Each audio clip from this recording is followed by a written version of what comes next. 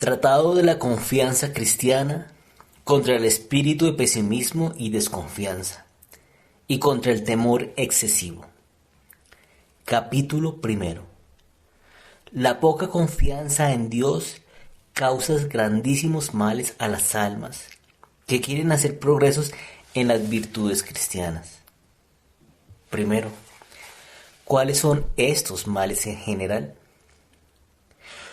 Una viva confianza en Dios es un manantial de toda suerte de bienes. Ella arraiga, mantiene y fortifica todas las virtudes, endulza las penas, debilita todas las tentaciones. Es un fecundo origen de toda especie de obras buenas. Es como un paraíso de bendición y un modelo de la bienaventuranza anticipada. Bendito el hombre, dice el profeta Jeremías, que pone su confianza en el Señor y de quien el Señor es la esperanza. Él será semejante a un árbol trasplantado a la orilla de las aguas, el cual extiende sus raíces hacia el agua que la humedece, y no temerá el calor que venga el estío. Su hoja se mantendrá siempre verde, no tendrá pena en el tiempo de sequedad, y no dejará jamás de dar fruto. La falta de esta confianza es, por el contrario, un manantial de un sinnúmero de males. Enflaquece las virtudes, llena al alma de penas y amarguras, excita y fortifica todas las tentaciones, impide el hacer buenas obras, y muchas veces viene a ser como una especie de infierno anticipado. Por esto, San Bernardo no teme decir que la desconfianza es el mayor estorbo que podemos poner a nuestra salvación.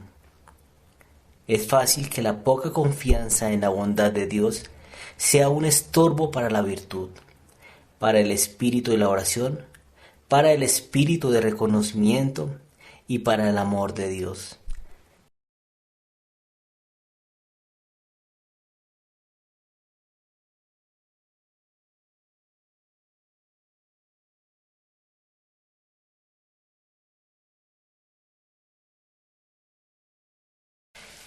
Segundo, la poca confianza en Dios es un gran estorbo para la verdadera virtud. Una confianza siempre débil y tímida hace la virtud trémula e inconstante, y semejante virtud a cada paso se detiene con los cortos embarazos, se entibia con los menores contratiempos y se desanima con las más ligeras contradicciones. Es preciso a cada paso darle la mano para sustentarla, y luego que le falta un guía exterior y apoyo visible, se intimida, se cansa y está siempre pronta a caer. Ella se mantiene siempre en una especie de infancia, en que no puede tomar más alimento que leche. Otro más fuerte y más sólido que fortalezca a los demás, la ahogaría. Con esta inercia y flaqueza, que debería ser más vergonzosa en la vida espiritual que en la corporal, se queda incapaz para siempre de aquellas acciones de virtud que necesitan de poca fortaleza y de valor. Un alma en este estado no puede aprovecharse de los motivos de temor, porque se encuentra oprimida de ellos.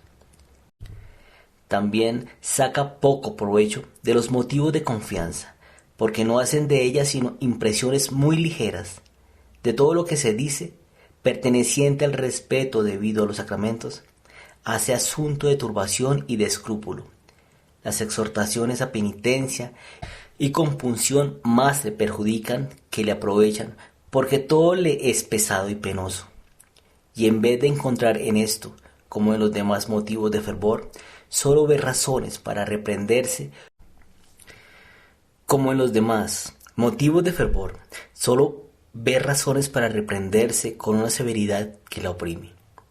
Si cae, como no es difícil que suceda, en algunas faltas un poco más considerables que las de inadvertencia, la represión que le da su conciencia la pone en tal consternación y después en una especie de desaliento que en vez de procurar humillarse delante de Dios con un dolor tranquilo, que le haga sacar provecho de sus mismas faltas, la turba y le quita el gusto de los ejercicios devotos, lo cual puede tener funestísimas consecuencias. Tercero, es un estorbo para la oración. La esperanza es el manantial del que nace toda oración cristiana, pero el riachuelo no puede correr a proporción de la abundancia y plenitud del manantial.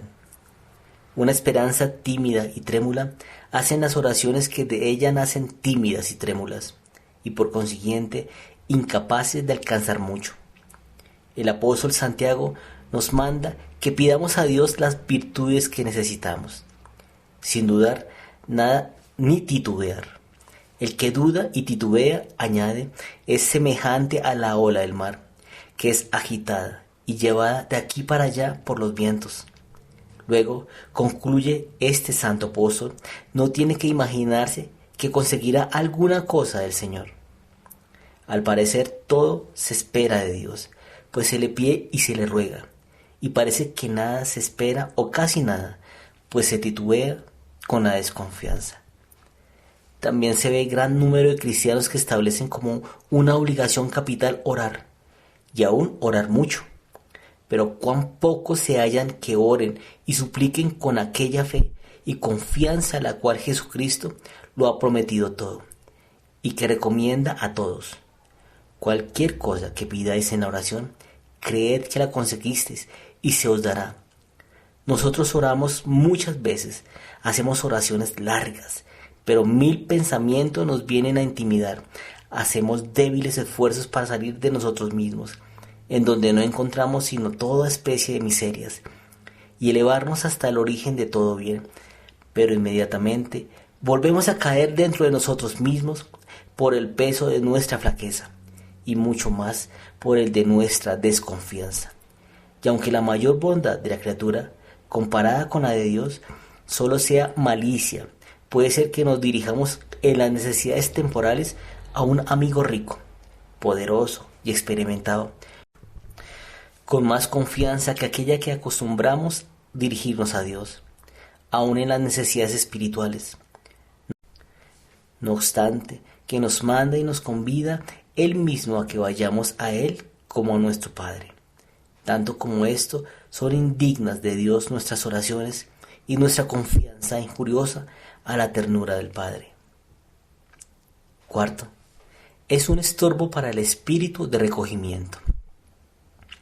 El recogimiento a las gracias que se han recibido es obligación esencial de la devoción, pero este reconocimiento supone necesariamente el conocimiento de las gracias y misericordias de Dios, y no puede ser vivo y activo, sino a proporción de lo que lo es el sentimiento que tienen las gracias y misericordias recibidas. Y ese sentimiento nunca es vivo en un alma que tiene poca confianza en Dios. No se atreve a prometerse que recibirá mucho en adelante, y aún no se atreve a creer que ha recibido mucho en el pasado. Y con semejante disposición, ¿cómo los afectos de reconocimiento podrán ser vivos y capaces de hacer sobre su corazón profundas impresiones?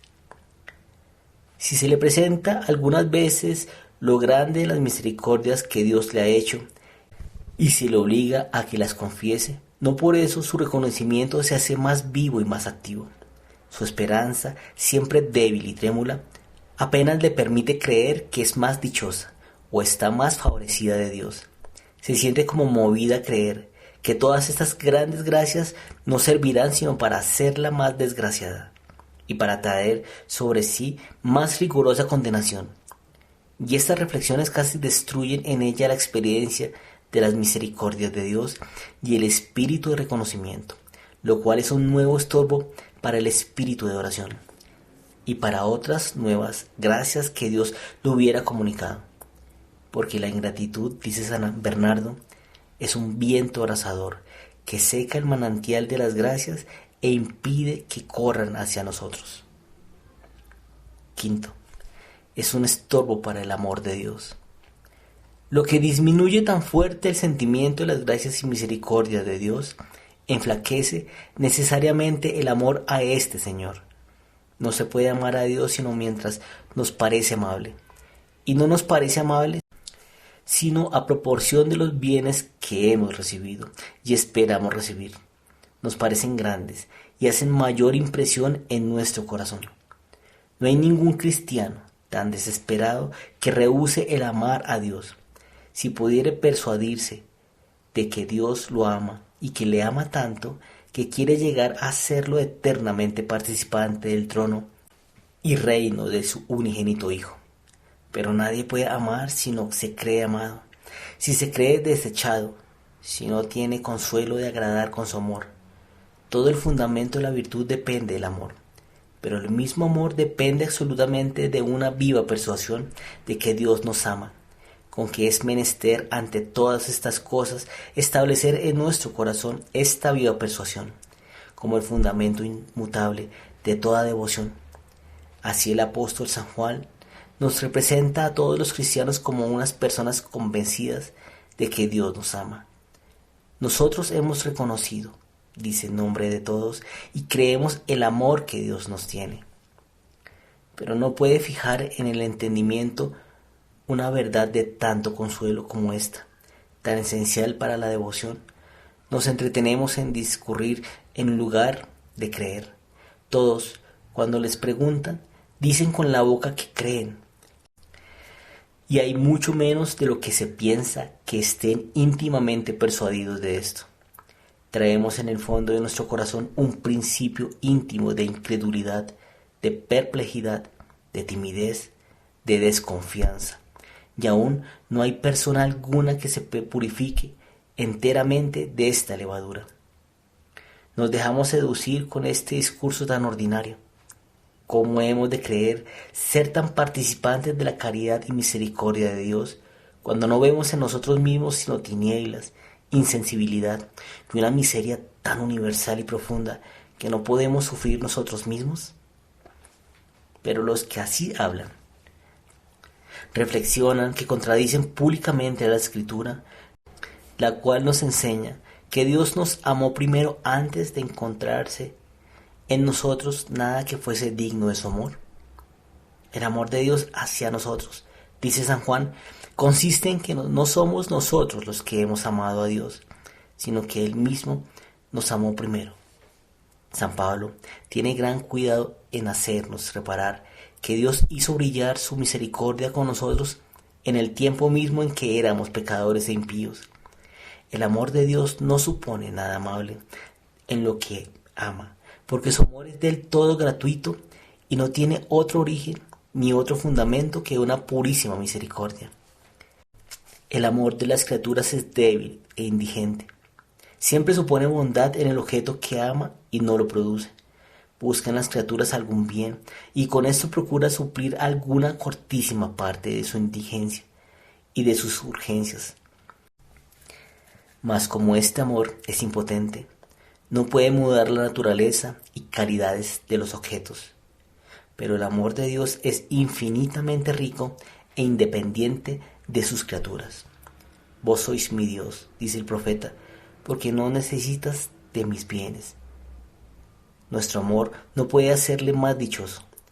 Encuentra la infinita plenitud de su ser y sus perfecciones una soberana felicidad, que no puede tener aumento alguno, así como no puede padecer ninguna disminución.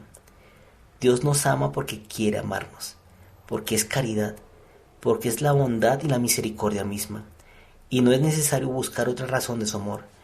Como este amor omnipotente no supone bondad en el objeto que ama, sino que la produce en nosotros y con nosotros en el grado que quiere.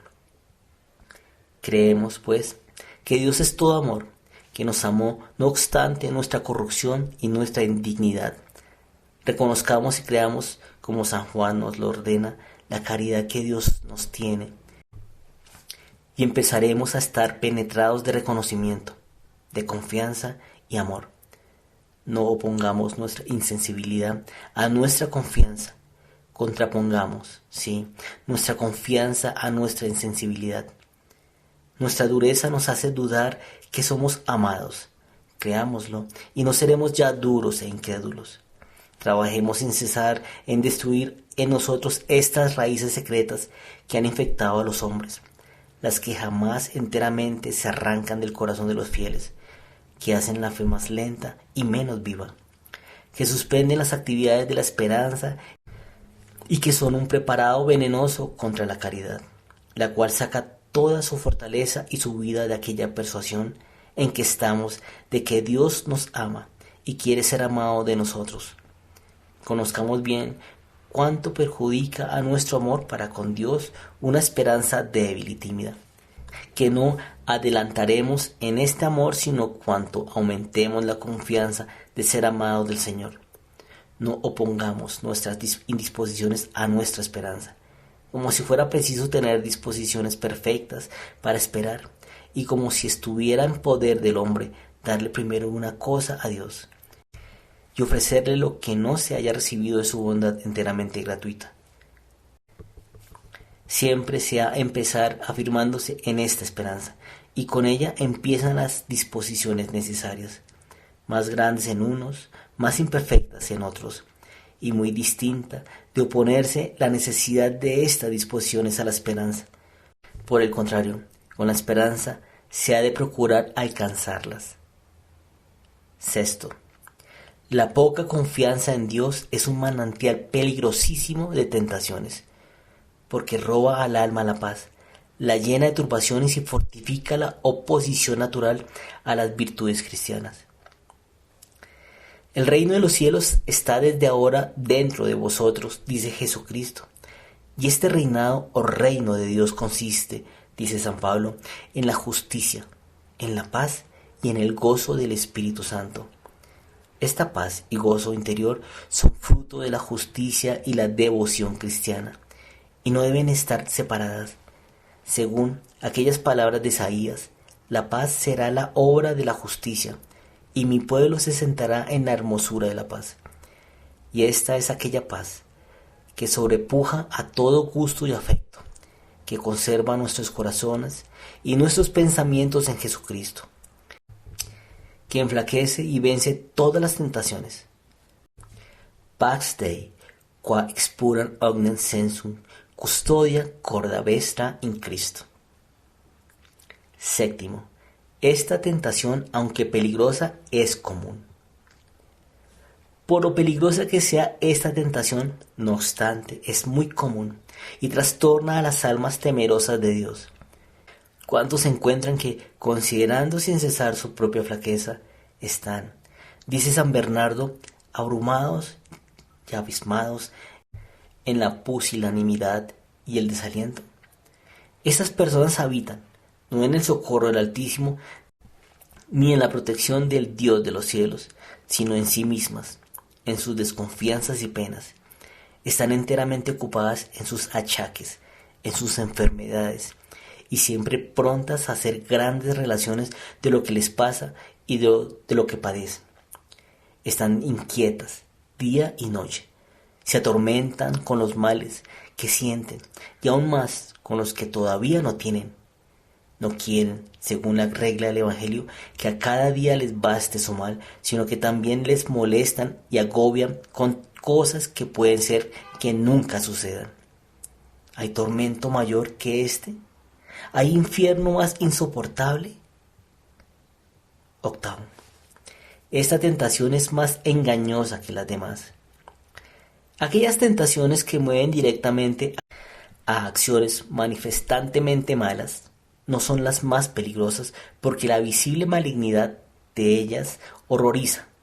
Las que se presentan al entendimiento con cara de virtud son mucho más peligrosas para aquellos que viven devotamente, pues son más seductoras y no dejan percibir el lazo oculto que el enemigo pone en ellas, y de esta especie son las que atacan la esperanza. Esta tentación, dice San Bernardo, es la menos fácil de descubrir, y su causa está más oculta.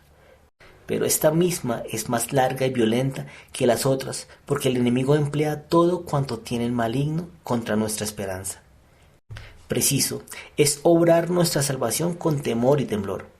Es necesario llorar toda la vida los pecados pasados, trabajar para corregirse de las faltas veniales, siempre desconfiar de su propia flaqueza, temer los juicios de Dios, la profanación de los sacramentos y el abuso de la gracia, abstenerse de todo lo que tiene apariencia de mal. El número de los escogidos es cortísimo. Ninguno sabe si es digno de amor o de odio. Estas todas son verdades capitales, pero Satanás, que se transforma en ángel de luz, se sirve de ellas mismas para seducir a las almas piadosas. Se las presenta separadas de otras verdades que suavizan el rigor de éstas. Proponiéndoselas así, las llena de desconfianza, de espanto y de turbaciones. Les hace todas las obligaciones de las piedades cristianas insípidas, amargas e insoportables, y finalmente las lleva a que las abandonen de todo o en parte. Habiendo tenido el demonio la osadía de tentar a Jesucristo, lo tentó sirviéndose de las palabras de la Escritura, haciendo una mala aplicación. Y este es el lazo más ordinario y artificioso del cual se vale para tentar a las almas más piadosas, empleando para seducirlas las verdades más santas, por supuesto mal aplicadas, pero según su designio. Estas son aquellas tentaciones de las que habla San Bernardo, explicando el versículo 6 del Salmo 90. Tentaciones que son las más temibles para las personas devotas, porque el veneno está en ellas más oculto. 9. Continúa explicando por qué esta tentación es más engañosa que las demás. Las aflicciones y angustias del corazón son propias de todo hombre que obra el mal, pero la gloria, el honor y la paz son fruto de todo hombre que obra el bien. No es de admirar que los impíos estén como en un mar siempre agitado, que no se puede calmar porque no hay paz para los impíos, dice el Señor. Así lo tiene ordenado su justicia y así será siempre, pero es una gran desgracia que los justos, a quienes pertenece la paz y el gozo del Espíritu Santo, tengan las mismas agitaciones que los malos. Esto nace por no poner la atención suficiente para discernir la inspiración del Espíritu Santo, cuya propiedad es consolar el silbido de la serpiente de quien es propio espantar. El Espíritu habla de verdad. Lo mismo hace el espíritu de seducción, también habla. Sus voces, infinitamente diversas, algunas veces pareciera que dicen una misma cosa. El espíritu de verdad a nadie lisonjea. Nos presenta la grandeza de nuestros pecados, de nuestra flaqueza, de nuestros riesgos. El espíritu de seducción nos presenta estas mismas cosas, pero la voz del espíritu de verdad, humillándonos, nos sostiene, nos llena de nueva fuerza y nos hace recurrir a Dios con confianza. El espíritu de seducción, al contrario, humillándonos, nos abate, nos desanima, y si no, nos lleva a huir de la presencia de Dios, como lo hizo con Adán. Hace por lo menos que nos dirijamos a Dios con temblor, como delante de un juez infinitamente justo y terrible, y sin aquella humilde confianza que debe animar nuestras oraciones tantas veces recomendadas en las Sagradas Escrituras. No se temen lo suficiente los funestos efectos de esta desconfianza, de estas turbaciones, de esta tristeza y de estas agitaciones, que pueden con rapidísimos progresos causar grandes destrozos. En pocos días se adelanta mucho, y desgraciadamente varios años son necesarios para remediarlo, lo que puede desencadenar en una verdadera desesperación y persuadirnos de que estamos abandonados y desechados por Dios para siempre, y los consejos de los más hábiles directores no pueden remediarlo. 10. Esta tentación es más peligrosa al fin de nuestras vidas. Esta tentación de un temor y desconfianza excesiva se hace más fuerte y violenta al fin de la vida, porque en ese momento todas las circunstancias la fortifican y el demonio, sabiendo de que le quedan pocos instantes y el tiempo urge, no deja de aprovecharlos y redoblar sus esfuerzos. Se aprovecha ventajosamente el desaliento ordinario en que está el alma y el cuerpo en aquella hora, para atiborrar la imaginación de tristes ideas y cubrir el entendimiento de espesas nubes. Representa con viveza que es una cosa horrible caer en las manos de un Dios vivo, presentarse dentro de unos instantes en el tribunal de un supremo juez de vivos y muertos.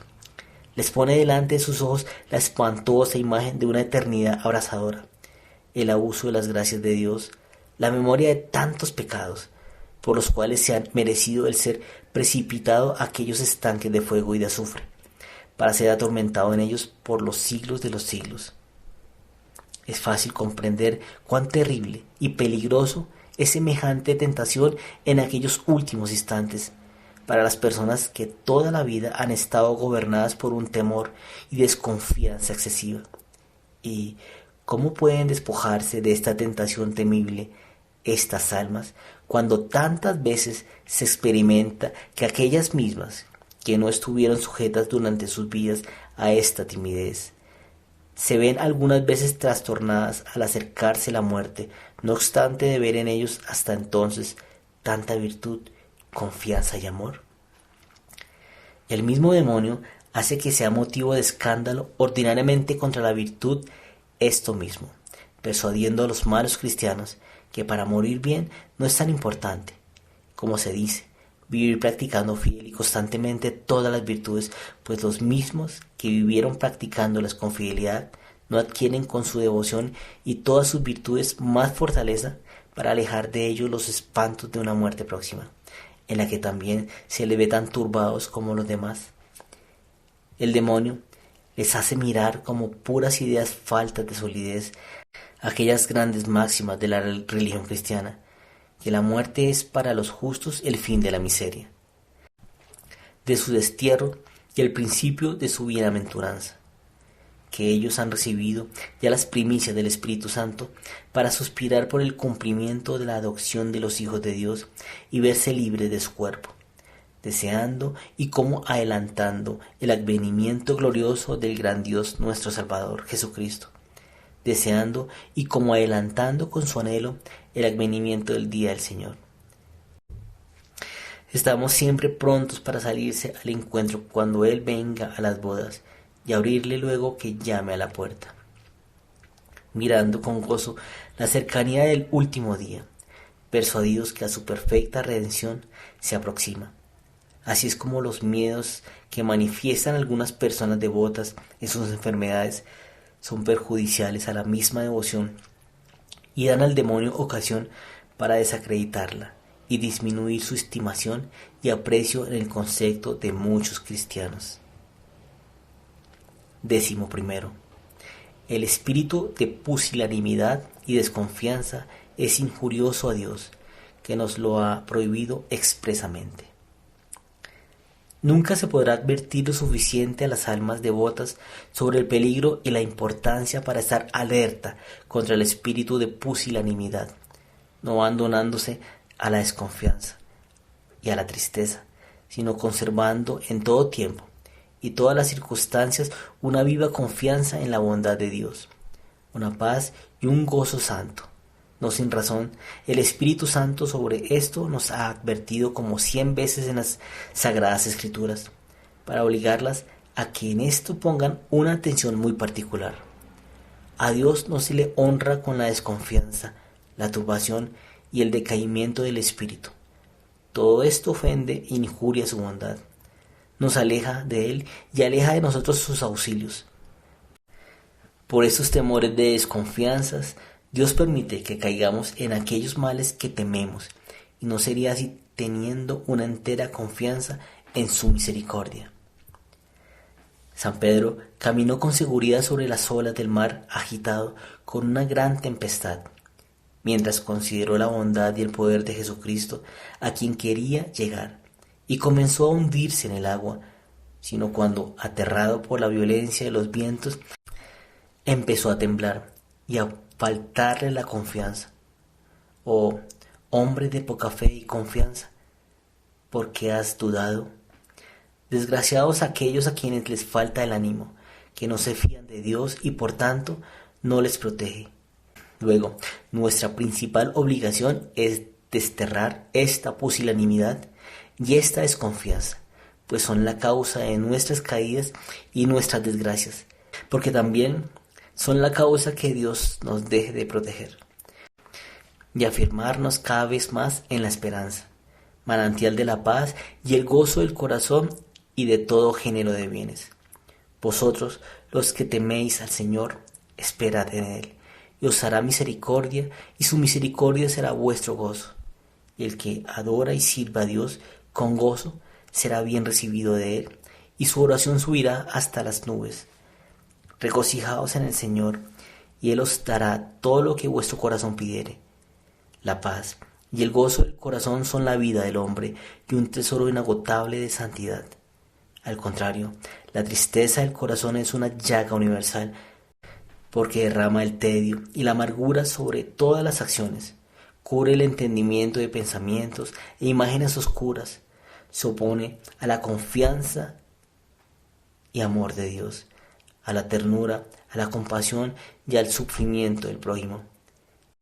Ella excita la cólera, la impaciencia, el odio, la envidia destruye hasta la misma salud del cuerpo y finalmente es una llaga universal.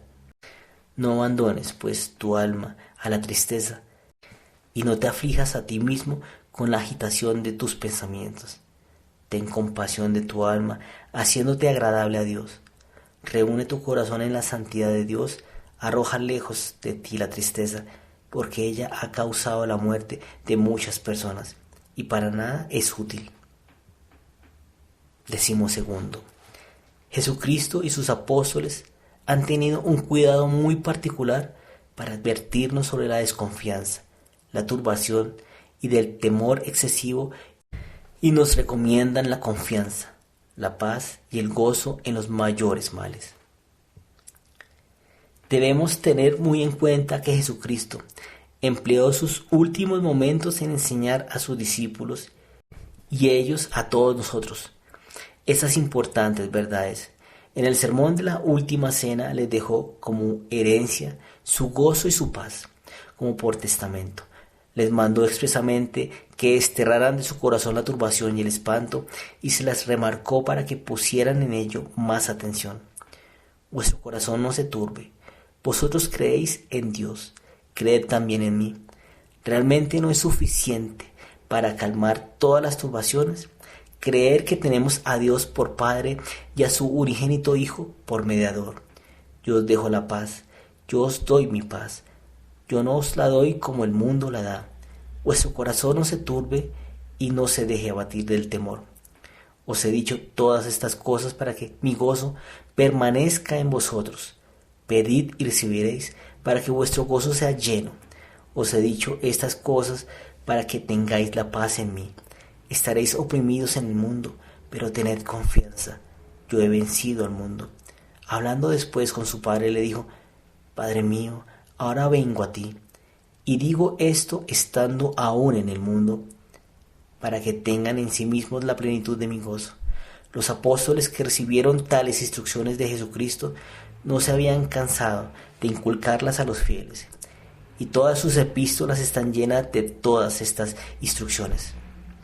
No obstante esto, los primeros cristianos, a quienes los apóstoles recomendaron incesantemente la paz y el gozo, estaban expuestos a trabajos y tentaciones mucho más grandes que las nuestras.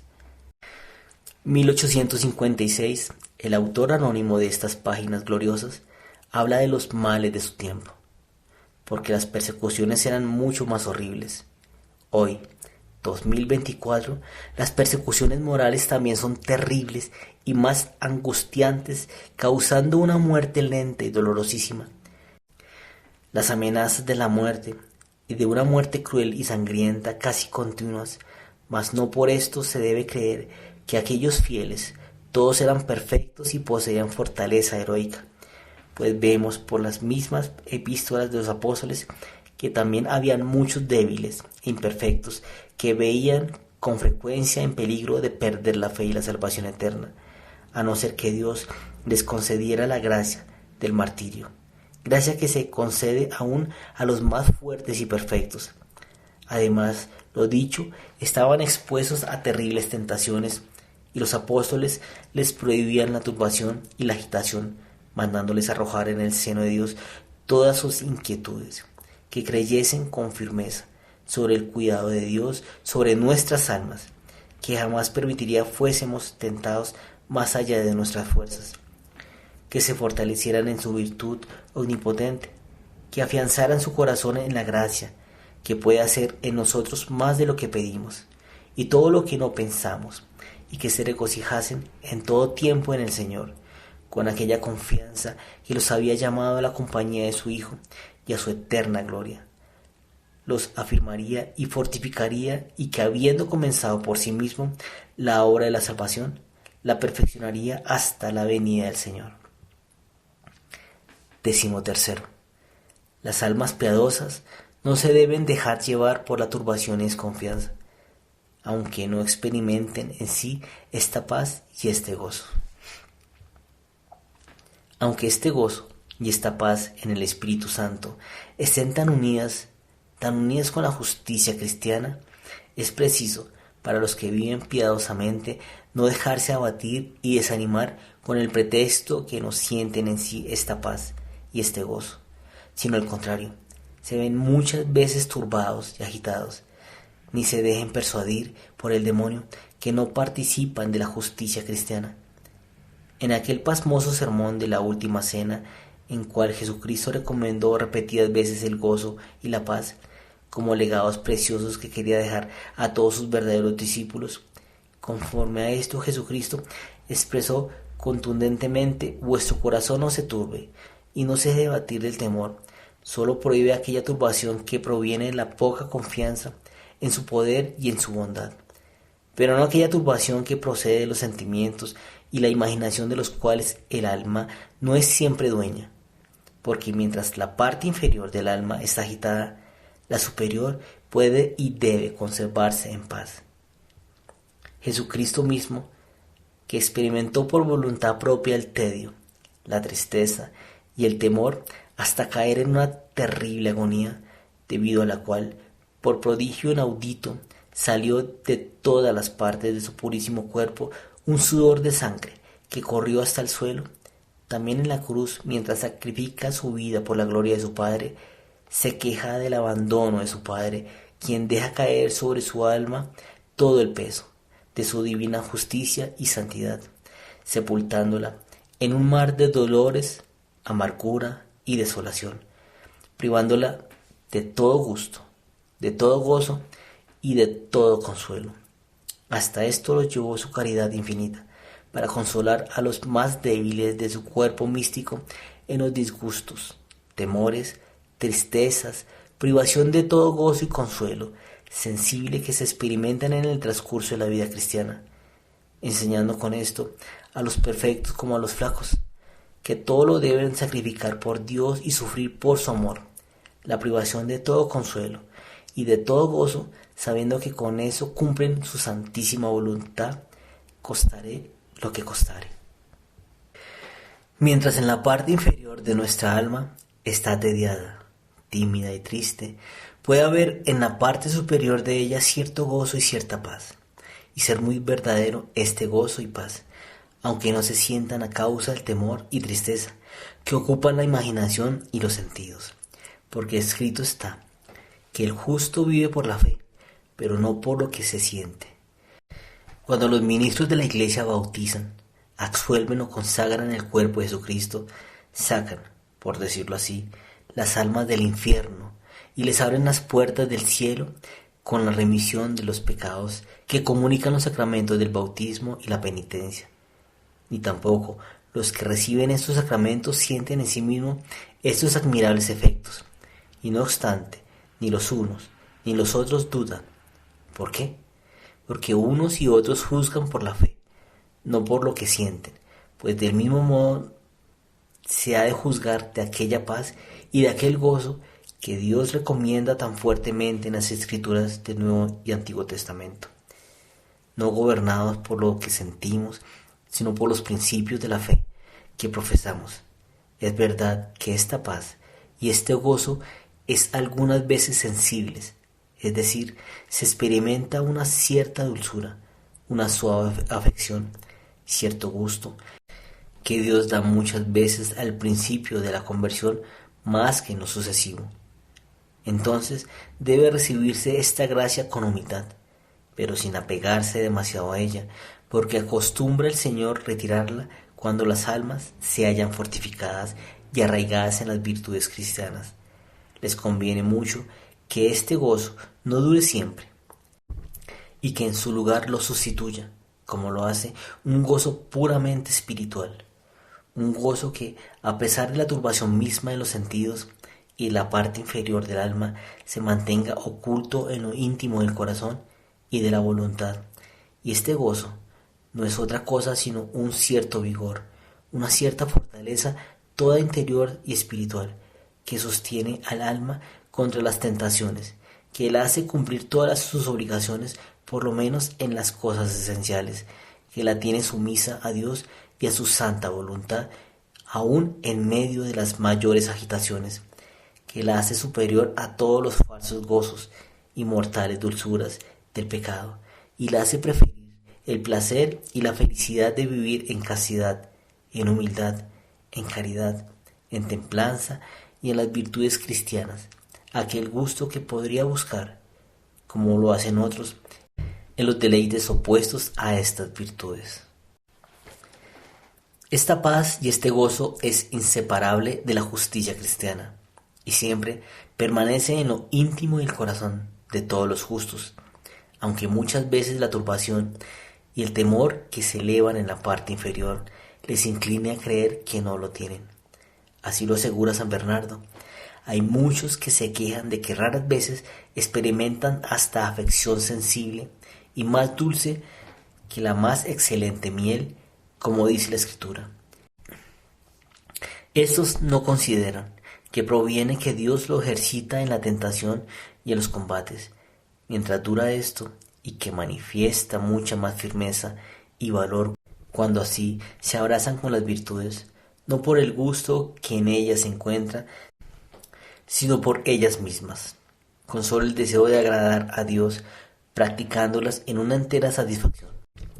Y es indubitable que el que obra de este modo obedece perfectamente aquel consejo saludable del profeta: regocijaos en el Señor, porque no habla el profeta tanto del gozo sensible que nace de la afección, cuanto del gozo efectivo que produce la acción, porque aquella afección propiamente pertenece a la bienaventuranza que esperamos en el cielo, y la acción es propia de la virtud que debemos practicar en esta vida. En sentido, se cumple en todos los verdaderos cristianos aquellas palabras tan notables de San Pablo: haced reinar y triunfar en vuestros corazones la paz de Jesucristo, a la cual habéis sido llamados.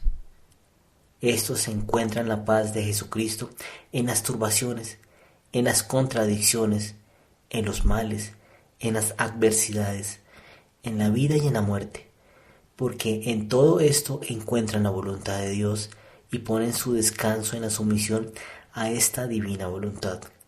Aún encuentran esta paz de Jesucristo en sus miserias y enfermedades espirituales, en la guerra y contradicción de sus pasiones, en la agitación de sus pensamientos, en la turbación y espanto de su entendimiento, de su imaginación y de sus sentidos, y hasta en sus mismos defectos y faltas, como se explicará más extensamente en su momento. Ellos, los cristianos, remedian cuanto pueden todos sus deslices voluntarios, se humillan por sus defectos y flaquezas, aunque involuntarias, por la agitación de sus pasiones y por los pensamientos que no pueden impedir, porque la voluntad de Dios es que se humillen y giman por estas cosas, pero las sufren con una humilde paciencia y sin perder la paz del corazón. Y pues Dios quiere que vivan en este mundo con estas contradicciones, se someten humildemente a sus órdenes, esperando en su bondad una perfecta curación, cuando quiera hacerlo. Si la paz de Jesucristo reina siempre con superioridad en el corazón y se hace vencedora de la turbación, hablaremos pues otras veces más de una materia que es tan importante en la vida espiritual. Capítulo 2. De las indiferentes relaciones de la fe y la esperanza. Primero, necesidad de la fe, de la esperanza y de la caridad. Por ahora permanecen estas tres virtudes: la fe, la esperanza y la caridad. San Pablo en este pasaje nos enseña que hay una gran diferencia entre estas tres virtudes y entre los dones de profecía, el don de lenguas o de milagros, el don de gobernar a otros, el don de discernimiento de espíritus, el don de asistir a sus hermanos, el don de hablar con alta sabiduría, de hablar con ciencia, y los otros dones espirituales de que había hablado a los corintios en el capítulo precedente. Estos dones miran a la utilidad de los otros, que a la ventaja particular de aquellos a quienes Dios los distribuye, pero no sucede así en la fe, en la esperanza y en la caridad. Estas tres virtudes, la fe, la esperanza y la caridad, permanecen y subsistirán hasta el fin de los siglos. Estas virtudes son esenciales a toda la Iglesia en general y de una indispensable necesidad para cada uno de los miembros de la Iglesia en particular. Sin ellas, ninguno ha podido jamás ni podrá conseguir la salvación. Así como está escrito que es imposible agradar a Dios sin la fe, del mismo modo está escrito: desgraciados de los que les falta corazón, que no confían en Dios, que han perdido la firmeza de su esperanza, y que Dios por esta razón no los protege. Y también está escrito que el que no ama está muerto. Si alguno no ama a Jesucristo, sea excomulgado.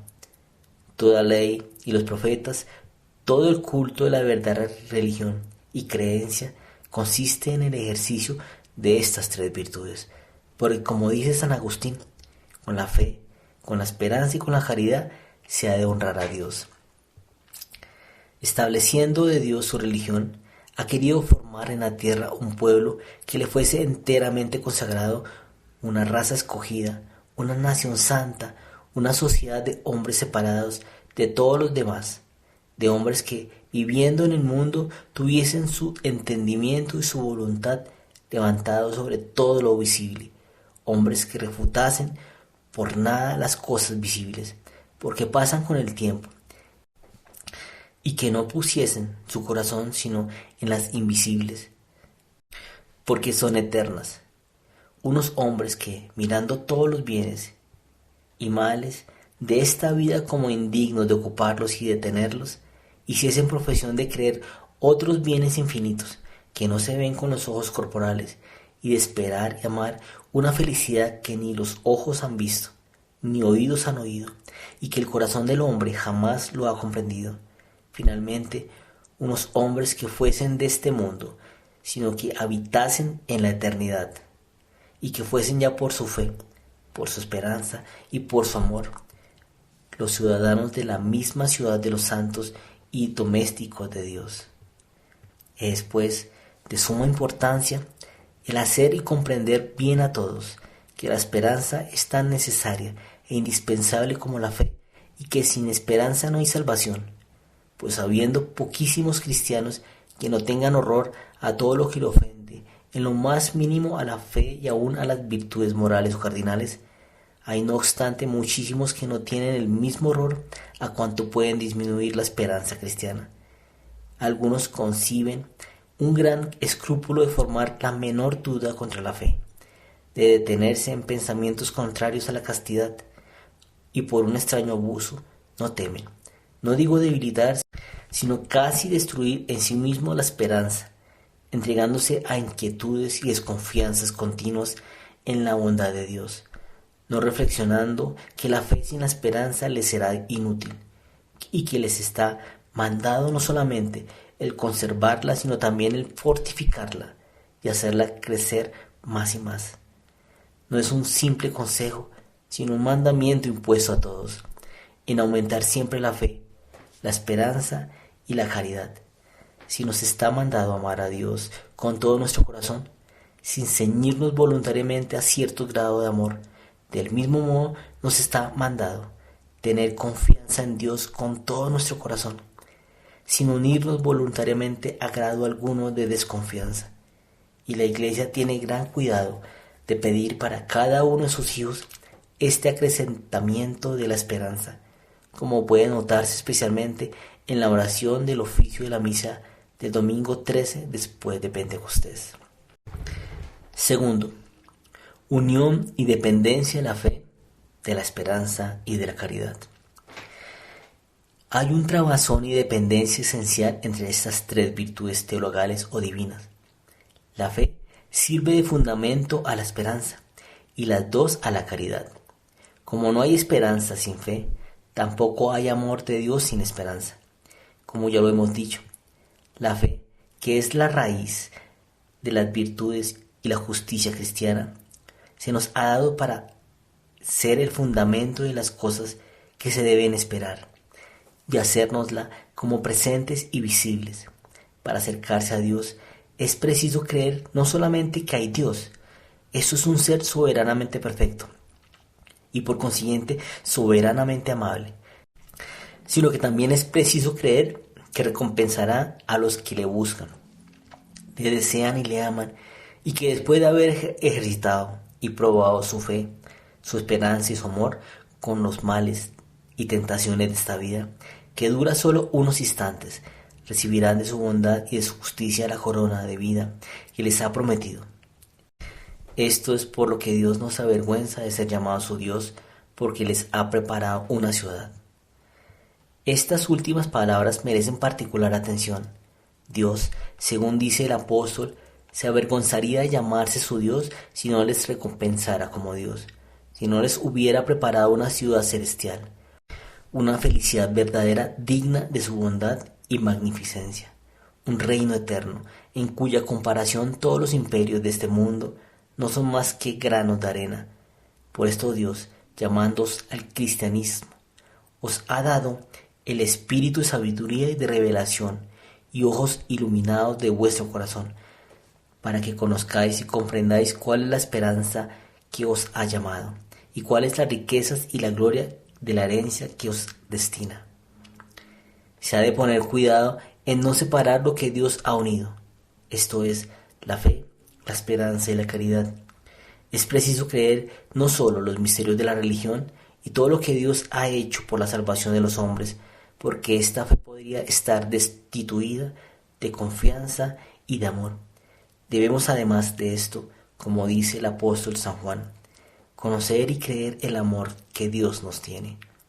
Debemos creer con una fe viva y fuerte confianza que nos ha amado con un amor eterno, nos ha atraído así por un afecto de su bondad y misericordia, y por la gracia de nuestra vocación, gracia que nos ha hecho a tantos millares de pueblos enteros. Nos ha arrancado del poder de las tinieblas y nos ha hecho pasar al reino de su Hijo muy amado, que nos ha hecho sus hijos, miembros de este Hijo amado y de la Iglesia, su esposa. Se ha hecho nuestro Padre y somos hijos suyos. Nos ama con aquel mismo amor con que Él ama a su Hijo unigénito, como que somos parte de este Hijo y de su cuerpo místico, y como que debemos ser por toda la eternidad los coherederos de su gloria, que para merecernos de esta gloria ha venido su Hijo unigénito al mundo, revestido de todas nuestras miserias, excepto de pecado, y que por un exceso de amor, que será siempre la admiración de los espíritus celestiales, sacrificó en medio de los mayores tormentos y de las más grandes ignominias la vida de este Hijo, de la cual un solo instante era más precioso que la vida natural de todos los hombres, que ha hecho llevar en lugar de nosotros todo el peso de su justicia, que en el cielo mismo, en donde lo ha hecho sentar a su derecha, le ha establecido mediador nuestro pontífice, nuestra víctima y nuestro abogado, para que en todo tiempo y en todas nuestras necesidades tuviésemos franca entrada cerca del trono de su gracia. ¿Puede un cristiano estar persuadido de estas verdades sin sentirse todo penetrado de afecto, de confianza y de amor? Y no debería mirarse como un monstruo de ingratitud y malicia si no tuviese confianza y amor para con Dios, que le ha dado testimonio de bondad, que sobrepuja infinitamente a toda la inteligencia humana y angélica. Tanta como es la unión y concatenación de la fe, de la esperanza y de la caridad, que nacen la una de la otra, Así es como en la vida civil y natural, que es una imagen de la vida espiritual, un hombre empieza creyendo con fe humana. Dice San Agustín que tal persona es su padre. Después de aquel que sabe ser su padre, es un hombre muy rico y de grande calidad. Espera y aguarda de él todo género de ventajas según el mundo, y después de esto sería tenido por un ingrato y un malvado si no amase a un padre de quien tanto ha recibido y de quien todo lo espera.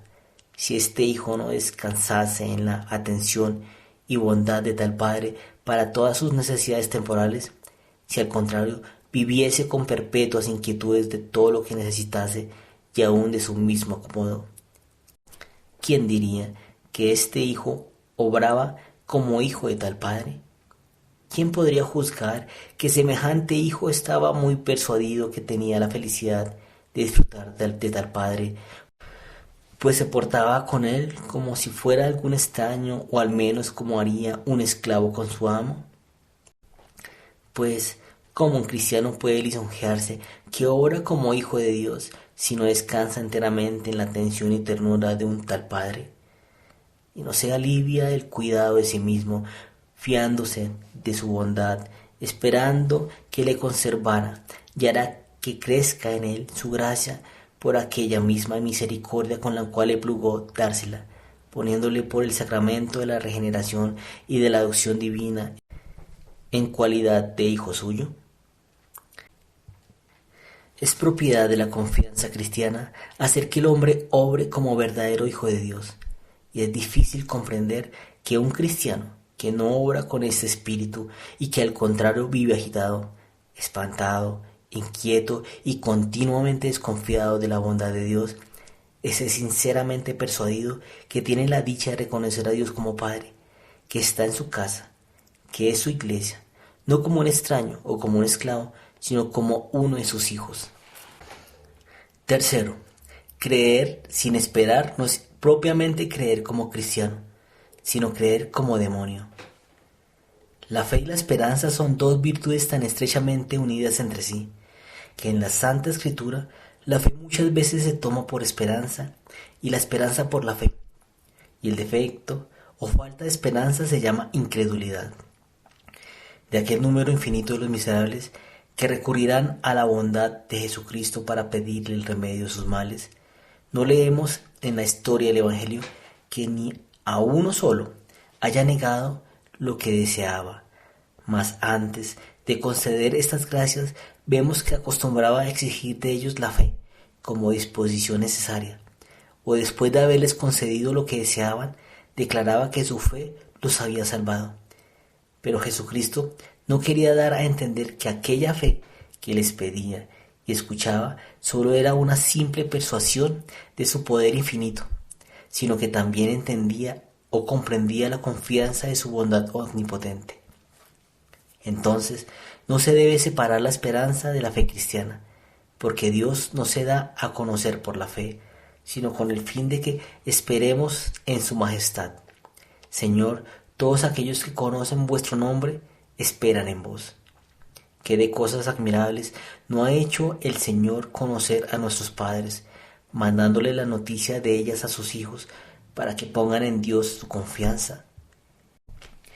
En el símbolo que tantas veces rezamos los cristianos y la mayor parte tan mal, con precipitación, sin devoción afectuosa y aún muchas veces sin atención, aunque todas las palabras sean otros tantos actos de fe sobre los principales misterios de la religión. En el símbolo, repito, no decimos yo creo en un Dios, tampoco decimos yo creo a Dios, sino creo en Dios. Y esta expresión significa, según la explicación que dan los teólogos y después los santos padres, el movimiento de un alma que camina y se eleva a Dios, como al soberano bien al que desean unirse, en el cual esperan encontrar su descanso perpetuo, y que dice por las disposiciones secretas e íntimas de su corazón, como el profeta: mi felicidad es estar unida con Dios, poner mi esperanza en Él, que es el Señor, el Dios de mi corazón y mi herencia por toda la eternidad. Esta es propiamente la fe de los cristianos. Esto es creer como tales, creer esperando. Esto es por lo que el símbolo es llamado por los padres el símbolo de nuestra esperanza. No podemos pronunciar las primeras palabras del credo sin hacer una profesión solemne de que confiamos en Dios, como que es nuestra primera y más esencial obligación. Mas creer sin esperar es fe de demonios. Creer que hay un solo Dios, un solo Jesucristo y todos los demás misterios, también los demonios lo creen, y no creen sino que se estremecen. Pero lo que distingue la fe de los verdaderos cristianos de la fe de estos espíritus malignos es la esperanza. Pues creyendo los demonios que Dios ha enviado a Jesucristo al mundo para atormentarlos y perderlos, los cristianos creemos que ha venido para salvarnos. Cuarto, faltar a la confianza en Dios, según los padres, es una especie de idolatría. Mucho tiempo a que los ídolos de madera, de piedra o metal se destruyeron en el mundo y se demolieron los templos de los falsos dioses de paganismo, pero en lugar de estos ídolos materiales, el diablo ha sustituido otros más espirituales. Según San Agustín y San Bernardo, los cristianos que se representan a Dios de otro modo que es y forman de él una falsa idea, se forman un ídolo en el corazón y se hacen un Dios falso en vez del Dios verdadero. Forman sibi idolum pro Deo. Aquellos que en medio de sus pecados se figuran a Dios como si no tuviesen más que bondad, sin justicia y esperanza, que continuando en vivir violando sus mandamientos y los de la Iglesia, Dios no los dejará de salvar y no castigará sus excesos. Se forjan un ídolo y hacen en su corazón un Dios falso, en lugar del verdadero, pues es muy diferente de lo que se figuran. Si es infinitamente bueno, es infinitamente justo. Si nos hacen experimentar cuán rico es en misericordia con aquellos que sinceramente se convierten, dejando sus delitos, también deja sentir su rigor de su justicia a los que no los dejan. Mas los que están siempre agitados por la desconfianza y las inquietudes, mirando a Dios como un juez severo, que solo tiene rigor y justicia, es inexorable en las menores faltas, como que si no buscasen nada más ocasiones para perder a los hombres. Se forjan también otro ídolo en sí mismo por la falsa idea que se forman del Dios verdadero, porque Él es muy diferente a como ellos se lo imaginan. Si es infinitamente justo, es también infinitamente bueno. Castiga, sí, a los que perseveran sus pecados, porque es justo, pero perdona a todos aquellos que se convierten, porque es bueno. Castiga y tiene misericordia, pero con esta diferencia que castiga con repugnancia y porque le obligan a ello, y perdona nuestro modo de hablar por su propio genio. De nostro justus, dice un padre de la Iglesia, de su misericordia.